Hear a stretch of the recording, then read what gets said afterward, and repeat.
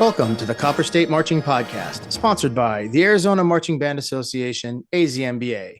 My name is Martin Hebda. My name is Matt Kozacek. And I'm Aaron Vogel.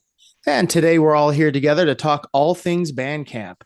We're getting close to band camp season. We thought we'd share some of our best practices. What is your purpose for band camp? Well, I think, one of the primary goals for band camp is just to, get your kids together and establish routines and establish culture and methods and the way that you're going to be doing things. I don't know about you guys, but when we have these freshmen coming in, they've never seen anything like this before. So having them understand what a horn arc looks like and having them understand even just being on time to stuff, like they're so used to rolling in and stepping into the band room like on the dot instead of 10 minutes early. So it's just all like preparation for the season and establishing those routines and structures and such. Yeah, and I'd agree with that. And seconding what Matt said about culture, you're really trying to build that positive culture. What does your leadership structure look like? How do you do all the things you do? Like what we do is, has to be really important. So how do we set up the horns? How do we put down the water coolers? Do we march to the field and back? But you're also looking at band camp as a continuation of a recruitment event, or perhaps a recruitment and retention event. You don't want it to be the case where you're done with band camp or mid band camp and kids are quitting, so you want to find ways that they can both have that, positive culture of, okay, this is how we do all the things. This is how we tune. This is how we do sectionals. This is how we learn drill. But then they're also having fun. They've got to have a great time so that when they get most band camps are before the first day of school. So you don't want kids dropping in that first 10-day drop window. Yeah. Yeah. And I would, again, same as you guys, culture, making sure we're building the family. We always talk about family. We talk a lot about process. Everything we do is process. If you stick to the process of whatever it is we're doing, whether it's learning something or how you rehearse, then the product is going to end up coming. So we talk about that. We have sit down discussions about what's important to us as far as culture. And I've started having my students lead that. When we first started doing it, I was the one who would lead what we were doing, but having the students lead that seems to work pretty good for us too. Yeah. Do you have a creed like in your programs? Cause that's one of the things we learn is like throughout the week, we learn the pride creed and everybody has to memorize it through that week. And that way throughout the season, everybody knows that creed. Do you guys have a creed? So we don't. And on one of our earlier podcasts, when you said that, it really sounded like a good idea. And I have that on my notes to discuss in our leadership meetings. It'd be a good thing to come up with, because I think that'd be a cool thing. Yeah. I remember I heard about that from Broken Arrow. Like Broken Arrow was the school that I heard that did that. They have like the Broken Arrow creed or whatever. And I remember I don't remember who it was I was talking to, but they told me that Broken Arrow would just stand all together, and they would raise one, I think it was one finger, and they said this creed together after all their performances and everything. And I was like, oh man, we got to do that. So back at Basha, we started the Basha Bear Pride Creed. And then when I came to Campo, what was one of the first things was creating the creed and having a student write the creed. It's like 4 stanzas, but we only recite the first and the fourth just because it's pretty long. And nobody knows the middle too, but they're there. Well, I like that. And taking band camp time to do that's pretty good too. Another thing for us for band camp is we do a lot of playing, obviously, and marching, but we do focus a lot on fundamentals. We work on show music too, but we do pound the fundamentals and use that as the best time to get the newer members kind of up to what we're looking for when it comes to sound. Yeah, completely. And you're trying to balance out, you want to do, music and marching fundamentals, and perhaps starting to, layer those two things together with that simultaneous responsibility. But then you're also working on scheduling, those times for the culture building, bonding, leadership development. Yeah, the creed idea sounds really good. For us, for a number of years, that was, using the 5 letters of the word ridge, and each letter had its own thing: responsibility, integrity, determination, gratitude, excellence. So, and trying to teach that out. I don't recall actually teaching that out very much at band camp. So if I were to go back into it, that could be a cool idea, and adding that where you're getting everyone on board with the things. I know I went to a Corona del Sol band camp just to see the camp layout and see how they structured things. And they had on the bottom of their schedule their creed, so the things that they all believed in. And I just thought that was a really cool idea to like literally print their thing right on the band camp schedule. So it was, they had our band as a family and we're accepting of all. I know they had our organization doesn't complain. They had the classic, Bill Richardson, like if everyone did it, would it work? So I just, have that as a really strong memory of their band camp. And then I copied some of that stuff over when I was doing my own band camps. But anyways, long story short on that is, trying to almost do like a minute or hour audit of your band camp to think of, all right, how much time are we spending on musical fundamentals? How much time on visual fundamentals? How much time on drill or choreography development? How much time on bonding activities and fun and games? And then just kind of look at the minutes and see if, is that about what you want your balance to be? And if not, then make a tweak. Yeah, I was thinking like, you were talking about like how much do you dedicate to each of those things? And maybe just a good thing is to go around and talk about like what is your breakdown for band camp? So Martin, why don't you start? Like what, a typical band camp day, do you have like a certain block schedule that you do and that you stick to, or does it kind of vary every day? How does that work? We have kind of a set block schedule that we have. So just the full week band camp is obviously different than the pre camps, with drums and guard and freshmen and things like that. We do a camp that's on campus, so we don't go away for camp. And I've changed this about 15, maybe it was like 18, 20 years ago. I changed this, but we start at 11 in the morning. We start with an indoor block of music and then we go outdoors in the evening as the sun is coming down. And I used to start, at 8 a.m. And then I was like, it's really hot. So then we'd start at 7 a.m. and actually I like it to where we go out and then it's only getting cooler and we're working in the shade of the press box. So that's just kind of how we've set on doing it. And then our blocks, we would start with music from 11 and we take that to about 3:30. And then we'll take an hour and a half for a meal and activities and things like that. And then we'll do 5 to 9 for a visual block. Yeah, that's similar. I start pretty early, I guess, because I don't start at 11.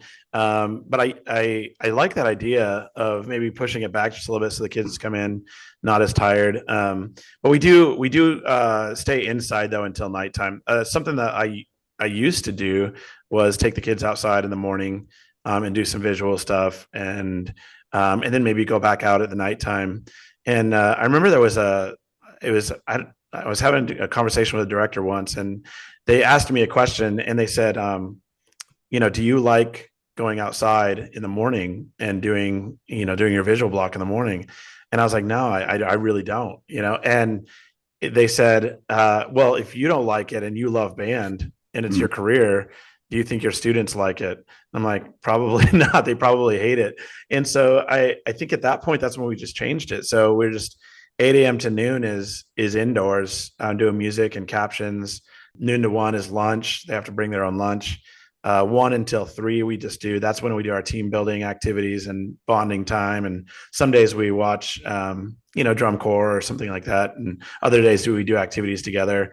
3 to 5, this is a big philosophy of mine, is letting the kids teach each other. So we do 3 to 5 sectionals. And this is the first time where the section leader team is really going to get a chance to like run these sectionals. So it's a great opportunity for them to learn how to manage those sectional times. And I tell them, let's create like lesson plans. And we talk about that in leadership camp is what kind of lesson plans are you going to make for your team from 3 to 5 every day, and make sure you build in some fundamentals, but also make sure you build in some like get to know each other time, and like also build in some time to work on music and so on and so forth. Just like a little rehearsal block that they get a chance to build. 5 to 6 is dinner. We used to go outside and do our workout right after that, which again is dumb. I don't know why we did that for a long time. And then so 6 until 8:30 is our visual block, and then 8:30 is when we do our conditioning, because it's like at the end of the day, at the very end of the day, we would do it at 6 and they'd be exhausted and the sun is still up. And so like we had kids like, getting sick. And I'm like, well, again, just constant like evaluation of your own program. Like, why are you doing this? And I didn't have a good answer. I was like, oh, because that's the way I always did it. So we just changed it, put it at the very end of the day. Then they're all sweaty and nasty when they get in their cars to go home, and their parents get to deal with that. So it'll be nasty anyway. Yeah. We do the same thing. We do conditioning at the very end as well. What's conditioning? You didn't do any conditioning, Aaron? We did not do conditioning. No. Really? Yeah, no. Yeah, so conditioning would be like a show excerpt. So you'd be doing show conditions. That was our conditioning. So all right, you're in, let's say, the closer. All right, put down your horns, touch the end line and back, or touch the goalpost and back. So it was in the context of a rehearsal, but we didn't do laps or breathing block or running block or anything like that. We don't do a lot of it, but I want them to like work at the end, I guess, a little bit. And we actually started doing some really fun conditioning games. Instead of it being like run 2 laps, it was we just one of my favorite ones is this partner exercise where you have 3 kids, get in a group of 3, and 2 kids are in one end zone and then 1 kid's in the other end zone. And then they just do a weave. So like the one of the kids from the group of 2 runs to the 50 and does a couple push-ups, and then runs to the end line and does a couple sit-ups, and then tags their partner, and then their partner runs back to the 50 and then runs the end zone, and then they tag their partner. So it actually builds in that like that interval training stuff. So like the kids they get a little bit of a break in between their running, and they're like cheering each other on and all this, like, because they're in a team trying to do well. So that's been one of my favorite things to do for conditioning, is just making it more of a fun thing, Yeah, got to be fun. Definitely having the tunes going, like having your loudspeaker going. We would do mild across the floors, just to, as a kind of like setting up for a visual activity. But those were not, I wouldn't really call those conditioning. That was like, high knees for 20 yards or something like that, and doing like the marching machine, or maybe like a 10-yard bear crawl or something like that. But it's pretty little. I do think the idea, just kind of going back to what Matt was saying about changing it. Okay, is that the best thing we could be doing? Do I actually want to be doing that? And then if it's not, being okay of just making a change. I did 3 different kinds of band camps. So throughout my years in teaching, I did do an 8 to 8, like that was a band camp thing for a bit. And in Colorado, I moved to like a 2:30 to 9 schedule, where the kids could just sleep in. They're on their summer schedules, and we ran a 2-week band camp that went from 2:30 to 9, Monday through Saturday. And so that 2:30 start time was like easy, for the kids, and it was set up, I think, to be easier for the staff too. That way, we're really focused in on what we're doing. So that 2:30 to dinner block was all inside, and I copied that same schedule when I went to Westwood and Mesa. And then after dinner, going outside, doing some of the basics, getting into the stadium. For Mountain Ridge travels. And if you have the opportunity to travel, I think it's great. So we would go up to Prescott. And then but even in those blocks, like that morning block was outside because it's in Prescott and it's nice. But the afternoon block was always inside things. It is hotter even in Prescott. And so that was an opportunity for kids to lead sectionals with training beforehand. So working through the lesson plan, working through what you're doing, do's and don'ts. And then for us after dinner, then it was back on the field a bit for drill until it was dark. And then it would be the fun things like the music rehearsal, or one of the nights was always the s'mores night. The last night of band camp was senior speeches. So seniors were giving speeches to the band proper about their experience in the band, like one of those emotional type traditions. But that's where those things would happen in the evening because we didn't have a lit field. We've never gone out of town at Casa Grande. I did once when I was teaching at Sal Point. We went up to Flagstaff, and I like the idea of them all being together. And it actually keeps people engaged, and people that may quit if it's at home, they're not going to quit because you're away. Yeah, Yeah. So, You're like, where are they going to go? Where are they going to go? Right. They're going to go back to their cabin, and you're like, get back out here. yeah. And then Matt, when we made the change to later in the day, it was kind of a similar thing. I'm like, I'm out and I'm hot. I mean, it's like, but actually a big reason for that was we used to do like 7 a.m. to like 5 p.m. or 7 to 5. And I switched it to 11 to 9. And I was like, if we get out at 5, the kids are going to go to bed at 11. If we get out at 9, kids are going to go to bed at 11. So they get a little bit fresher. And when they come in, they're in a little bit better shape as well. Yeah, that makes sense. Just like kind of playing off of, they're going to go to bed at the same time anyways. So right. Why would you, start so early when they're going to be crashed out and having a difficult time? That makes a lot of sense. Yeah. I don't know if you guys do this, but we would do mini camps back at home. So this would be something where we're trying to get out a good portion of the drill or choreography. Do you guys do mini camps throughout the season or no? We do, like on Saturdays and stuff. Yeah. Is that what you're talking about? Like a Saturday rehearsals? Yeah, for sure. Yeah. So that one we really played around with. So we tried, because you're trying to beat the heat, right? So we tried one year doing that Saturday camp early. Well, I think it was originally like a 9 to 1, which does not work. And then we backed it up and did like an early morning one, and it was miserable. We were trying to do, I think, a 6 to 10 or a 7 to 11. I can't remember the timing, but even by 8, it's hot. Yeah. Mm-hmm. Yeah. So at one point we moved all of those to evenings. And that was around the same point where the band wasn't going to all the away games anymore. So we would run a camp on Friday night opposite a away varsity game. So that way we'd have access to the stadium on a Friday night, do a 5 to 9. And then the next day we would come back and do a 2:30 to 9, kind of like a little mini band camp schedule. And that worked out really well. It helped us we could get out an entire movement, and have drill, choreo, everything done, ensembled. And by the end of that Saturday camp, just be done. So if folks are not doing something like that, something to take a look at and doing a few of those mini camps, it can help.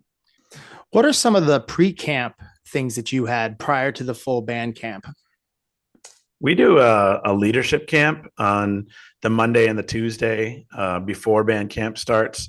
And we just get the leaders together from about 8 o'clock until 4 o'clock. It's pretty lengthy. And part of it is a book study. We'll all have read some sort of book through the summer, and we'll just kind of go through that book and talk about some of the things that we want to take from that book.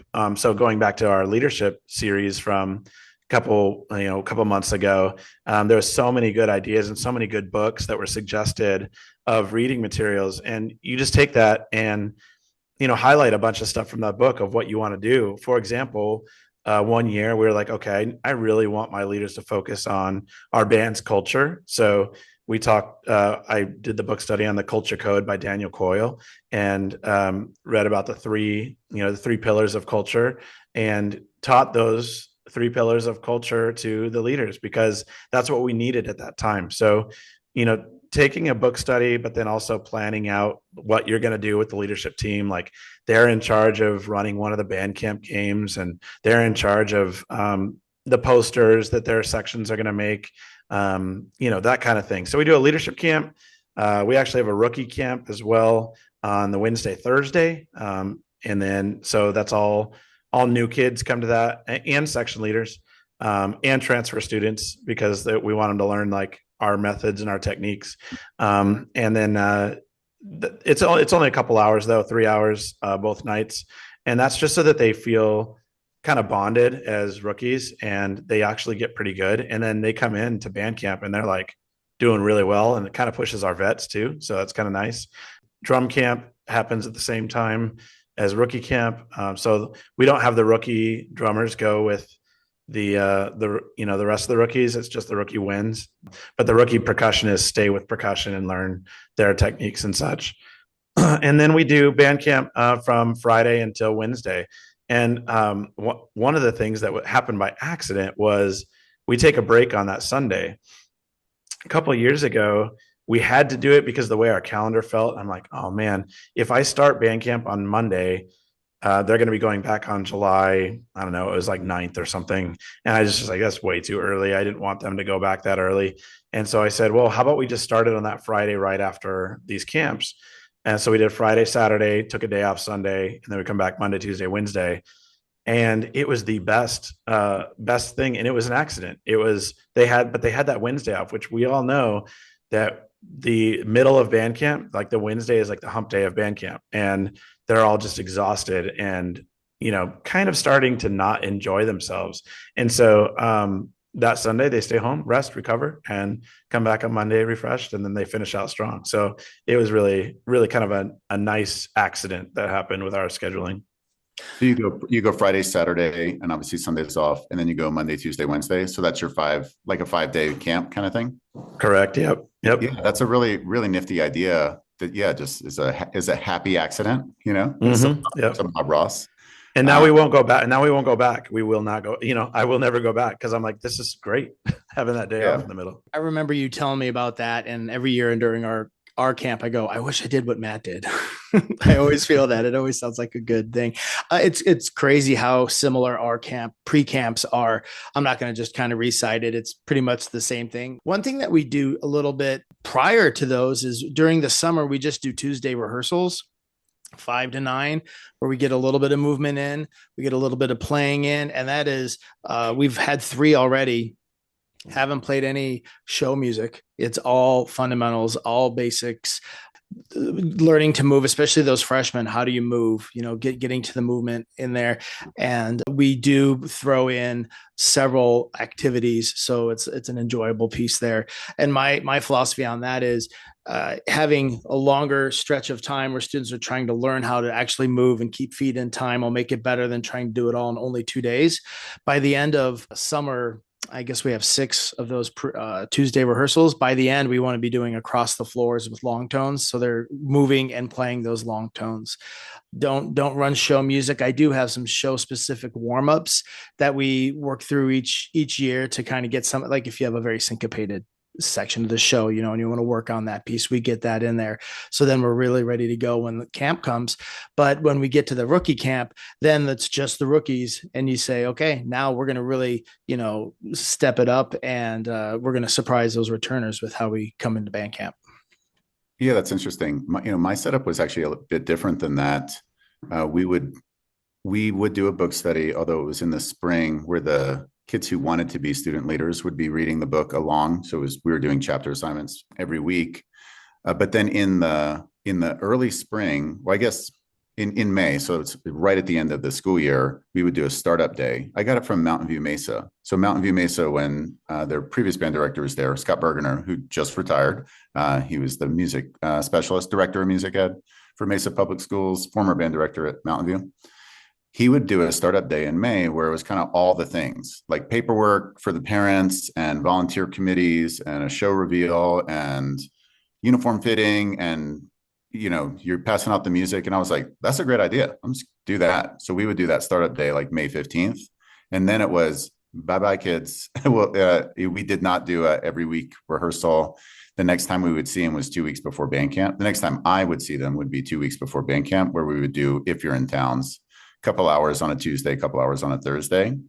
Rookie camp came and went. So some years we did a rookie camp, some years not. I think it was best when we did do it. It's nice to get just those kids together and then off to band camp. Yeah, but getting out like the music and the marching and the music and marching together as early as you possibly can, just so the kids realize how hard that is so important.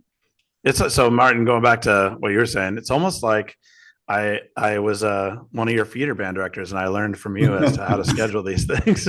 Oh, you were on my staff too, right? I know, yeah. So you're like, well, we do the same thing. I'm like, well, yeah. That's because I took all those ideas from you, my friend. Yeah. Well, the funny when you were on staff was when we were doing the early days, right? I remember. And then you left, and then I switched. I remember watching the drum line out there, doing the iron. I think they called it the iron cross or the iron tees or whatever they call it. Just going forward, backward, side, side, forward, backward, side, side, until they were like getting sick. And I'm like, oh my god, this is intense. So it was so cool to watch how you structured everything. And but isn't it interesting though? Like as we get older, you just again kind of go back to like what Aaron was saying. You analyze more and you like think about, do I want my child to do this? And if the answer is no, then I probably shouldn't be making 100 other kids do it. So I think it's just an interesting, I guess, shift in your maturity as a band director is, start thinking about, what you would want for your own children. Even if you don't have children, just try to imagine if you have children and the experience that they're having, and are they having fun? Are they going to want to go back the next day? And then let that guide your decisions, instead of this is the way we always did things, or gosh, even when I was younger, oh, we got to toughen these kids up, whatever. Like, do we really? I mean, they're band kids, right? So I'm not really sure that's the best approach. And shifting is okay on what what you do. I think this would be a good time for us to take a minute and recognize our sponsors. AZMBA would like to thank our sponsors: Arizona Cardinals Football Club, The Band Shop, Bravgo Media, Encore Gifts, Forte Athletics, Instrumental Music Center, MacPack, Milano's Music, Music Celebrations International, Music for All, Pieces of Flair, Scoreboard Fundraising, Show Dots, Tide Dry Cleaners, and Yamaha. Thank you for supporting AZMBA. Yeah, so one of the burning questions I think a lot of people talk about when they talk about band camp is, do we start learning drill and do we start learning show during band camp? So Martin, what do you do with your program? I think that's a great question. And I've shifted and changed over the years as well. The younger I was, the more drill I tried to put on the field. Right now, the way we currently do it, the amount of drill that we put on the field for band camp is just to get the process down. So it's usually about 4 sets. We try to learn, and maybe it's not the first 4 sets of the show. Maybe it's some dummy drill that we do, but there's so many things to work on when it comes to the procedure. What does the drum major say? What do you do when the drum major says that? And just kind of ingraining that piece. And we usually throw that in maybe the last day or the last 2 days of our band camp. So everything is all visual, and it's not even like the entire time. It's like we're going to take an hour. We're going to learn work on the drill process. We also prep a lot before we even do that. We teach students what's side 1, what's side 2, what's the 8 to 5 step, what is inside the hash, outside the hash, all of those different things. We've used coordinate sheets for students. This coming year, we're going to be using a UDB, which I'd like to hear how you do things using UDB, Matt. But the biggest thing for me is if a student doesn't know where to go, and there's always going to be that one person that's going to want to look and say, oh, you go over here, then they'll go where they're told and they're not learning that process, right? So we have you put the hand up, and then we'll have a staff member come up and help them with that process so they can do it for themselves. Yeah, that's so similar to our philosophy too. First of all, I just want to say I've heard so many different things. Like some people start with drill on day 1 and they love it because, their kids get to start the show right away and they're like excited about it. And that's totally fine. If that works for you, that's great. We don't do that. And we're just a very fundamentals based program in the sense that I don't start drill until I think the second rehearsal after school starts. So we'll do band camp, then we'll have a night rehearsal, then the second rehearsal back we'll start doing drill. And it's just because I think I don't want them to be learning how to do drill and how to read drill and how to read the field during band camp, and it's just kind of sloppy. They don't know really what they're doing yet. So we've kind of moved to a process where we do the field reading, just like you were saying, like what is side one, what is side two. And actually, there's a really great video on Stride TV now that we're connected with UDB and the ARC and all those guys. On Stride TV, there is a field reading video. So I'm going to probably be sending that out to my kids and then just kind of reinforcing it at the next practice. But we learn how to read the field. And like you said, dummy drill, we have I think it's about 7 pages that we just do every year. It's the same. We actually don't even change the formations. And it's written for more kids than we have, but it's more just for them to learn how to read drill and how to, dress arcs and dress lines and those kinds of things. The thing that's really important that you said, I think, is make sure that your students learn the process and don't just have someone tell them what to do, because the natural inclination of your section leaders is going to be to help the person next to them. And they think they're helping them by telling them where to go. But we use the old proverb of, give a man a fish, he'll eat for a day, teach a man a fish, he'll eat forever. Same thing with drill. If you give them the dot, their dot, and you point, that's where your dot is. Cool. The kid knows where it is, but all season you're going to have to be doing that. And so the first 4 drill sets are silent. Like they cannot say a word. They have to raise their hand and ask if they don't know where they're supposed to go. And the only people that are allowed to do anything are the staff members. The section leaders are not allowed to even engage with their sections because, again, section leaders are just going to want to tell them where to go. So, it's really important to learn that process. And so we do that, and then we learn the drill. And because everybody knows how to read drill and using the UDB app, they just fly, man. We're learning by mid-season, we're learning like 18 pages on a night, because they know how to do it. So it's great. When you do your practice drill, is that with coordinate sheets or is it a UDB practice drill? It's a UDB practice drill. We just upload it into, so you're allowed, you can have as much stuff in UDB as you want. You can have your show, and then you can also have your practice drill uploaded in there. So that way they learn how to use the app as well. Awesome. Yeah, that's a cool idea. And I have heard of programs doing a spirit show in that way. So it's, 4 or 5 or 6 sets that they would do fight song and a pep tune that they could do on a Friday night as a spirit show. And that's their practice drill. I never personally did that, but I think that's a really good idea.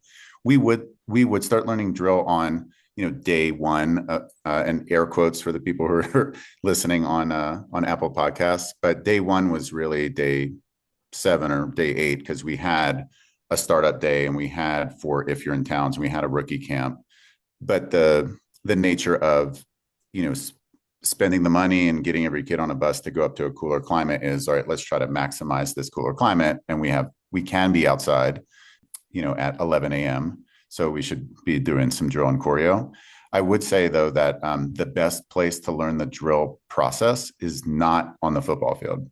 So learning how to read charts, learning how the app, if you're using UDB, learning the UDB app, learning the sides of the field is best done in a classroom or classroom-like setting. So that process was all done at home in the auditorium using the projector or in a band room, so that everyone is like in school learning that, in school learning about, the yard marks on the field and what does 2 off look like? What does 3 off look like?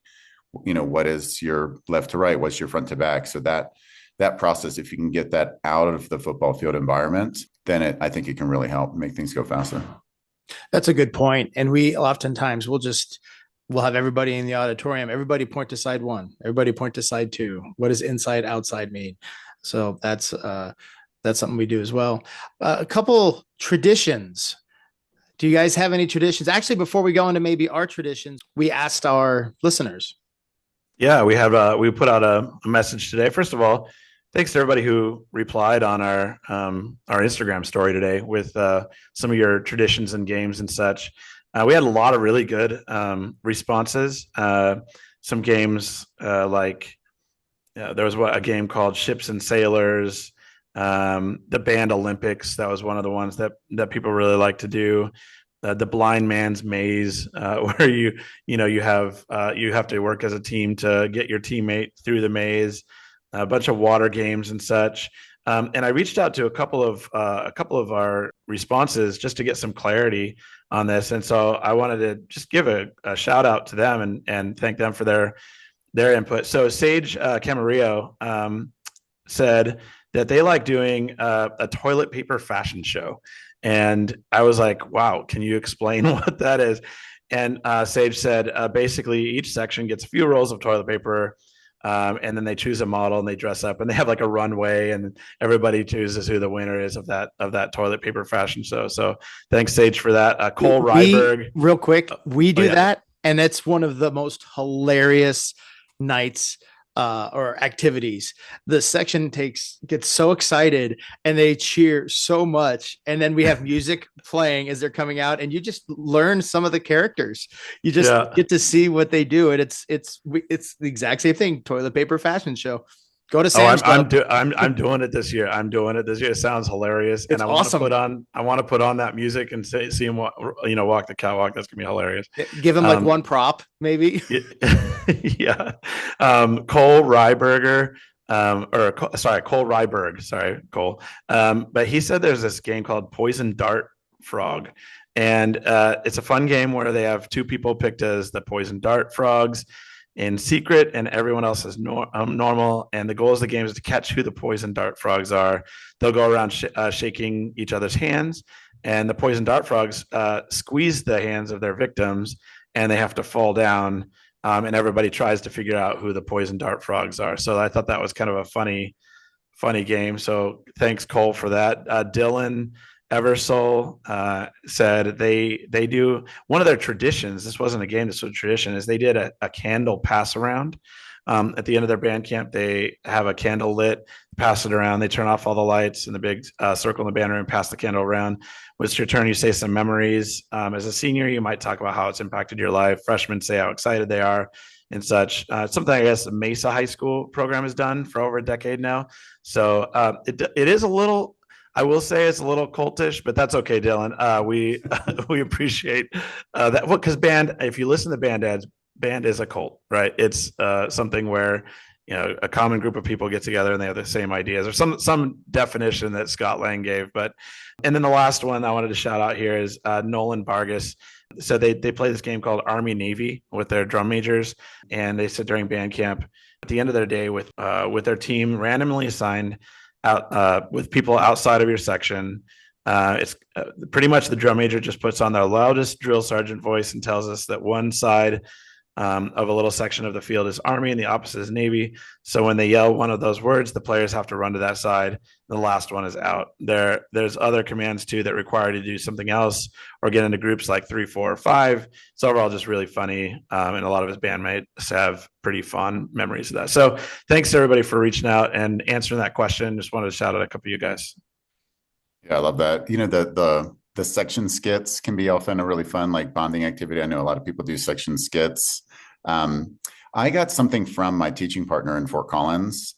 So he, at the end of camp, all the kids are huddled up. However you do that, huddle up at the end of camp, like bring it in on the 50 or bring it in at the tower.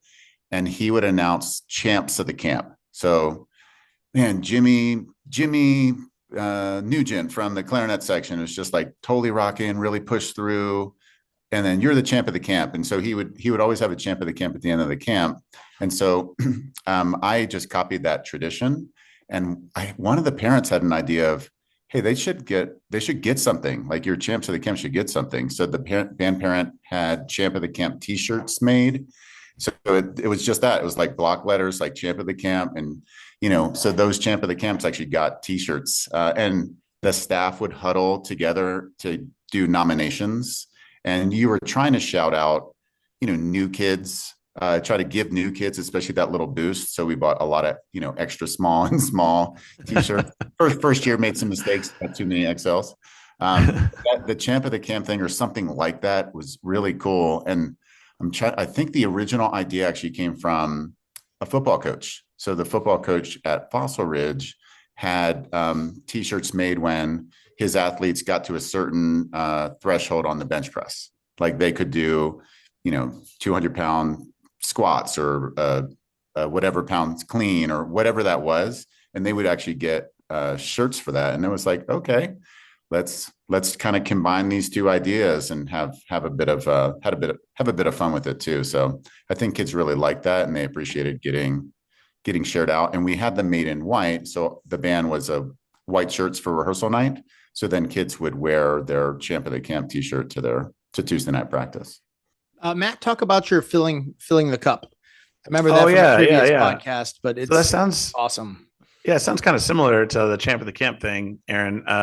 Just like filling the buckets of the kids around the program, and at the end of the rehearsal, the students actually do it for each other. So that's kind of a nice thing. And at the beginning of the year, we have the section leaders primarily. I tell the section leaders, hey, you guys are going to be starting this and teaching everybody how this works. And so at the end of rehearsal, anybody have any buckets they want to fill? And the section leaders will raise their hand, or some of the vets that know what it is will do that as well. But they'll raise their hand, and I call on them, and they stand up, and then they say, I want to fill Johnny's bucket, and Johnny has to stand up, and then they say everything that they thought went great with Johnny for that day, and then everybody claps for him, and then they sit back down and call the next one. So it's kind of a cool way for students to build each other up as well, and kind of especially with the section leaders, we tell them, make sure that this can never ever be a friend thing where you're just like going back and forth between friends.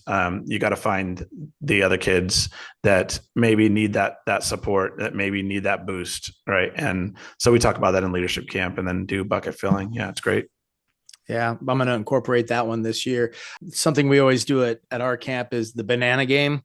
It's a section versus section where you get everybody in a line on a chair, and you have one person with the banana, and they pass it all the way down to the end. And then this guy gets up and runs. Everybody scoots down on the chair, and then they pass it, and whoever finishes first wins. That one gets pretty powerful for everybody. Yeah. And they remember what sections won it each year. So that's kind of fun. Yeah, we do an amazing race. One of my favorite things we do is the Amazing Race. And if you ever watch the TV show, The Amazing Race, it's where people travel all over the world, and they have to complete tasks at these different places, and then they get a clue as to where to go next. So it's just kind of this little bit of a scavenger hunt type thing, except that there's tasks built into it. So one of the things our section leaders are responsible for doing is to build this entire Amazing Race. And they have to create the clues as to where they are on campus. So, and they get really creative with that too. They'll like have some sort of weird, like, mathematical equation that leads them to room number 314 or something like that.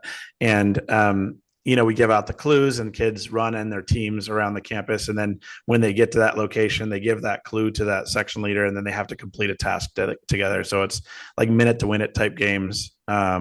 That they have to complete. They get a clue, they go to the next station. They get a clue, they go to the next station. And then we get to the end, you have the Amazing Race winners. And so it's a really, really, really cool game that we've played for years now. I like it. So let's talk a little bit about student safety and their wellness during camp. What are some of the things that you try to point out to them or make sure that they're aware of? One thing that we did was we would learn drill and choreography with, maybe a lot of people do this, but with the water bottle as their instrument. That way they were just constantly drinking water. So we purposely didn't use instruments for that process, where they were just using their water bottle for it. A ton of shade, having the shade structures set up if you don't have a shady spot, or allowing the kids to go into shady spots can really help out a lot. And giving kids extended breaks. So like, all right, everyone, let's take 5, where they can actually chill out, and maybe go to a table in the shade that has, water coolers where they can fill up their cup. Having a table with light snacks like little Rice Krispie treats or bananas or whatever, just something so that they're staying not only hydrated, but they're also getting salt and sugar and something in their body, so they're not gonna pass out on you. Yeah, I mean, being in Arizona, like, you have to be really cautious with all of this, and you have to be careful. I would also say, make sure that you talk with your admin, and make sure that you talk with your sports trainer on your campus, and just like follow follow protocol, follow procedure, make sure that you have protocol, make sure you have procedure, like ask your district for, what is the procedure if the temperature is, a certain, we have a certain temperature. We kind of look at the heat index, which is temperature plus relative humidity. And if it gets to a certain level, like we do not go outside. One of the things I'll just throw out there though is based on what we've talked about earlier is if you are creative with your scheduling, you really don't have to worry about this. Like I never wanted to go outside in the heat anyways with myself. Like I just don't want to do it. So, I don't make the kids do it. We just do all of our drill stuff at night when the sun is down. We start very easy. So even at like 6 o'clock, when we start to get outside, the sun is still on the horizon. So, we just start with some basic stuff just to get their bodies going, but we don't do anything super hard. And then going into the season, like we talked about those Saturday camps, we pretty much stay inside for those. And with how much production you do in shows nowadays with body work and visuals and such, we just try to do all of our drill at night and none of it during the day. And I think the kids have liked it a lot. And making that shift away from doing stuff during the daytime has been super positive for our program. Very similar, very similar. We're not on the field when it's at the heat of the day, hardly ever. We do talk a lot to students about bringing at least a half gallon of water that you can refill, not just a little tiny water bottle. And we also talk to them about making sure that you eat prior to a rehearsal. Even if it's a 5 o'clock rehearsal, and that's the only thing that you're doing, come and make sure that you've had some food.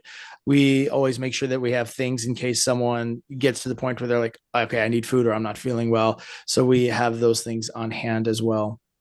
Mm-hmm. And we also talk about the importance of sleep. Man, it's so wild that so many students nowadays, they go home, they get on their computer or whatever, and they're up until 1 or 2 in the morning, and then they have to get up at 5:30 to go to school.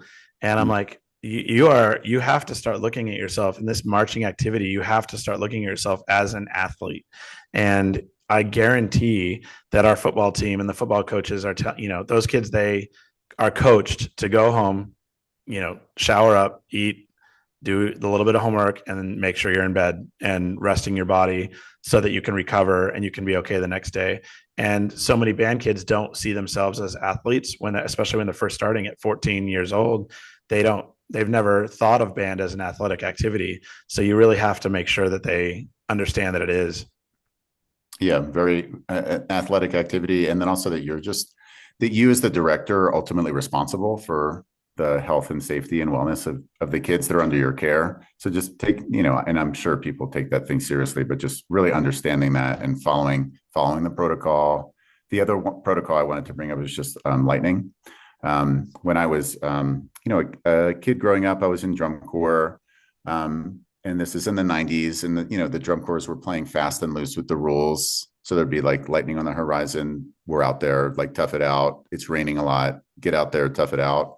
And I just remember this vivid moment of I'm in a high school, like we're on tour, we're in a high school, and we're in the athletic building, and there's all the trophies for all the football players and all the wins and all that stuff. And then they had up a memorial to a football player who got struck by lightning at a practice and died. And it was at the same time that we're out there in the lightning, and it just was like, hey, if I'm ever in charge, we're never, ever, ever going to be out there, because that's 1,000% on the coach, and the coaching team. And it just was like a pun not intended here, but like a shocking moment of realization of what we should be doing and what we shouldn't be doing. So I think the practical implication of that is just having an attention signal. So, being on WeatherBug, having your 10-mile radius or whatever your district says it is. Ours was, 10 miles in 30 minutes. And then the second there's a lightning strike with inside that radius, having some attention signal. So for us, Mountain Ridge was a whistle band. So you whistled something, the kids all yell Ridge. And then it was like, go, like, seek shelter, and there was no if, and, or buts about it. And that's something that we practiced. We practiced the lightning plan just so kids know exactly what to do. Yeah, the lightning thing is scary. It'll come up on you really fast, especially with these desert monsoon storms. It comes on you fast. And so I think you're absolutely right having that notification system. We also use WeatherBug. It's a great app. It will send you notifications if there's a strike within a certain distance. So yeah, take a look at that. But also, weather disruptions, just be prepared to miss several nights of rehearsal due to weather. And I think that if you plan ahead and you think, well, gosh, I really want to have the opener on by this date, but I'm going to push it forward a couple of days because there's going to be a couple of nights where you just can't get out on the field.